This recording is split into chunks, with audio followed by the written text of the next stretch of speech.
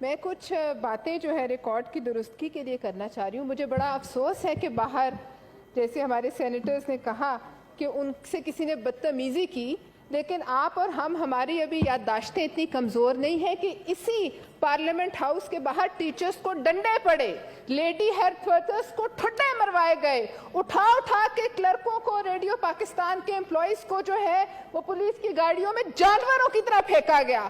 اور یہ آج ہمیں یہ بتا رہے ہیں کہ چند لوگوں نے ان سے بدتمیزی کی.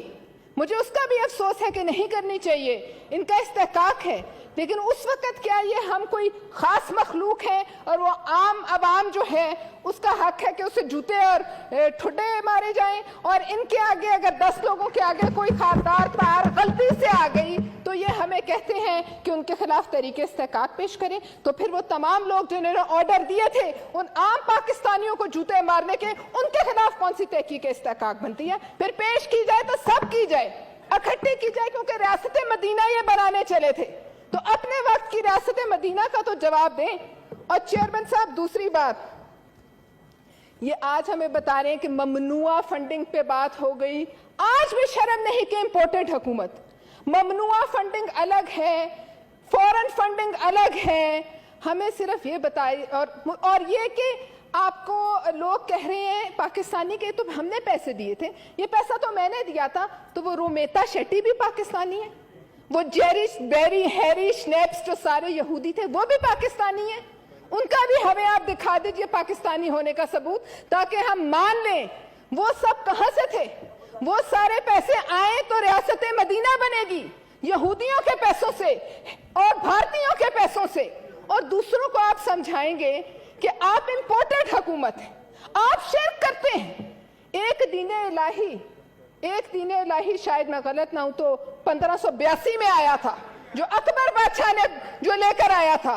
ایک یہ نئی دین الہی کی نئی شکل آج 2022 میں آئی ہے، جس میں کہا جاتا ہے کہ جو امیر المنافقین کی اس کے مخالف جائے گا وہ بہت بڑا مشرک ہے. قبر میں جاؤ گے تو یہ بتاؤ گے کہ عمران خان کو ووٹ کیوں نہیں دیا. ہمیں بتایا جائے، بہت ہمارے علماء کرام بیٹھے ہیں، ہم سب مسلمان ہیں، ہمیں پتہ ہے شرک کیا ہوتا ہے. آپ ہمیں شرک کی نئی ڈیفینیشن سمجھائیں گے، آپ ہمیں کلمہ پڑھائیں گے لا الہ الا اللہ، وہ بھی آدھا، باقی آدھا کیوں نہیں پڑھتے؟ محمد رسول اللہ یہ کیوں نہیں بولتے؟ آپ ہمیں نیا مسلمان بنانے کا ایک طریقہ جو ہے وہ نہ سکھائیں. آپ اپنے کیے کی بات کریں کہ آپ نے کیا کیا. آپ یہ بتائیں کہ ان لوگوں کو آپ سے کیا محبت ہوئی. مجھ سے کہا جائے یا آپ کسی سے کہا جائے کہ بھارت میں ایک نئی جماعت بنتی ہے جو ہندوستہ کو جو ہے وہ بڑھاوا دے گی، آپ آئیے چندہ دیں، آپ دیں گے؟ کیوں دے گا کوئی بھارتی پاکستان میں چندہ؟ اور وہ بھی اس جماعت کو جو ریاست مدینہ بنانے کے لیے اٹھ کھڑی ہوئی ہے. لہٰذا چیئرمین صاحب بات یہ ہے کہ یہ جو آج احتجاج ہے یہ اس بات کا نہیں ہے کہ ان کے ساتھ برا ہوا یا ظلم ہوا یا 8 سال بعد فیصلہ آیا تو غلط آیا. یہ تکلیف ہے کہ ڈالر کیوں گرا.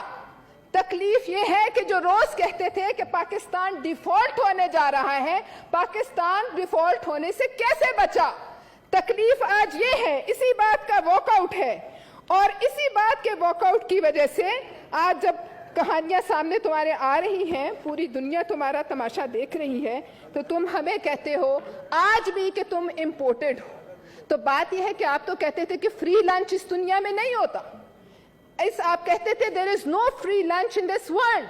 تو یہ جو آپ لیتے رہے پیسے، اس کے بدلے، اس لنچ کے بدلے آپ نے کیا دیا اور کیا وجوہات ہیں کہ سی پیک کا بٹھا آپ کے آتے کے ساتھ ہی بیٹھ گیا. جو پیپلز پارٹی نے بڑی خوش اسلوبی سے پاس کرا کے نون کو دیا اور ان کے آتے ہی اور 5 سال ہمیں کہا گیا یہ معیشت کی ریڑھ کی ہڈی ہے، اس کے خلاف جو بات کرے گا وہ قومی دشمن ہے. تو آج کیا ہوا؟ اس لاڈلے نے آ کر اس کو زمین بوس کر دیا. اس کو نہ صرف زمین بوس کیا، آپ کی معیشت زمین بوس کی. 70 سال کے قرضے ایک طرف اور اس کی 4 سال کے قرضے ایک طرف. لیکن آج کوئی ایسا کمیشن نہیں بنتا جو پتہ لگائے کہ اس فنڈنگ کا اس سی پیک کے بیٹھنے سے کیا تعلق ہے، کشمیر کے جانے سے کیا تعلق ہے. کیا اس ملک میں کوئی ایسا کمیشن نہیں بن سکتا؟ ویسے تو ہر ایک کے لیے جی آئی ٹیز بنتی رہی، لوگوں کی بہنوں کو اٹھایا گیا. زرداری صاحب کو ایک جی آئی ٹی इलेक्शन से पहले एक मुनज़्ज़म मुहिम के तहत पाकिस्तान पीपल्स पार्टी के खिलाफ जो है वो केसेस जो है उन पे बनाए गए कि जाली अकाउंट्स हैं। तो ये जो जाली अकाउंट्स का बाप आया है सामने, इस पे बात क्यों नहीं करने दी जाती? इस पे क्यों तकलीफ होती है कि मैंने गलती से साइन कर दिया, तुम करो तो गलती है, दूसरे करें तो मुशरिक है, दूसरे करें तो मुल्क दुश्मन है, गद्दार है, उनकी शक्लें गद्दारों जैसी हैं। इस आदमी को पांव पे खड़ा करने के लिए इस मुल्क के पांव काट दिए गए अफसोस से। सीपेक गया, कश्मीर गया, इस मुल्क की मईशत गई। इन धरनों में जहां से ये शुरू हुए 150 से ज्यादा बच्चों का खून है। किस तरह हुआ ये सब?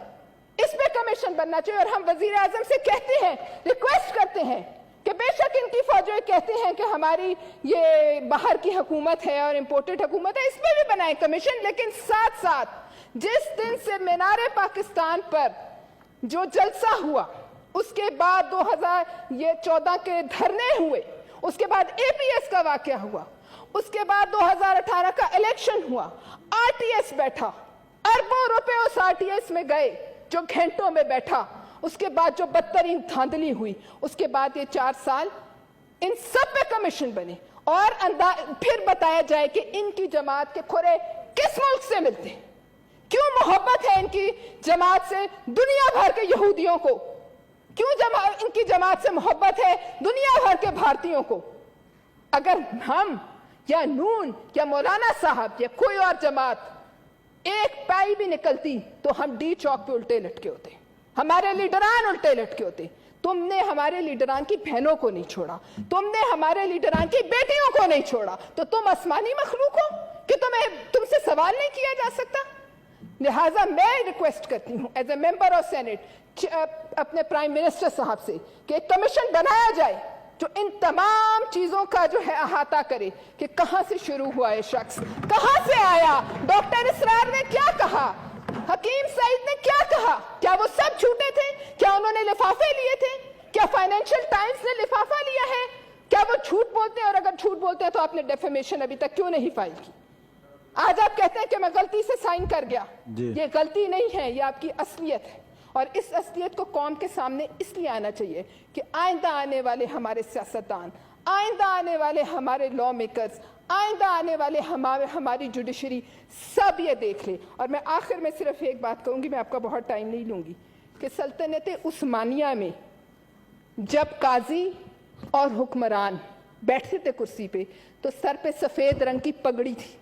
वो पगड़ी नहीं होती थी, वो उनका 9 गज का कफन था जो उनके सर पे लपेटा जाता था, ताकि कोई फैसला देते हुए उन्हें याद रहे कि यही पगड़ी खुलकर, और जिस दिन वो अल्लाह के पास पहुंचते थे तो वही पगड़ी खुलकर उनका कफन उन पे डाल दिया जाता था। हम लोगों के सर पे पगड़ियां नहीं है, लेकिन होना हमारे साथ भी है। इसलिए जो फैसला हो, जो करे, चाहे कोई जज करे, चाहे कोई और फोरम करे, वो ये याद रखे कि वो कफन अगर सर पे नहीं है तो बाजार में जरूर आपके नाम का आगे है।